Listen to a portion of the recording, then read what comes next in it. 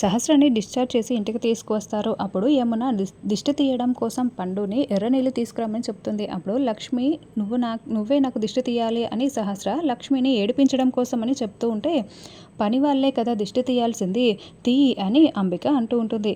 లక్ష్మి ఎంతో బాధగా విహారికి సహస్రకు ఎర్రనీళ్లతో దిష్టి తీస్తుంది. తర్వాత నా కూతురు నా ఇంటికే కోడలుగా వచ్చింది, ఇంత సాదాసీదాగా తనని లోపలికి తీసుకువేస్తారా అని పద్మాక్షి అంటూ ఉంటే, వసుధ వాళ్ళు తనకి హారతి ఇస్తూ ఉంటారు. అప్పుడు ఒకరి పేరు ఒకరు చెప్పుకొని లోపలికి రావాలి అని వసుధ అంటూ ఉంటుంది.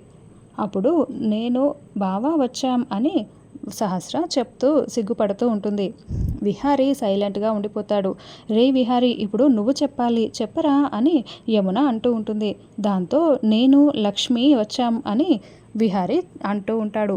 ఇక అలా తన భార్య పేరు లక్ష్మి అని విహారి అనగానే అందరూ షాకింగ్గా చూస్తూ ఉంటారు.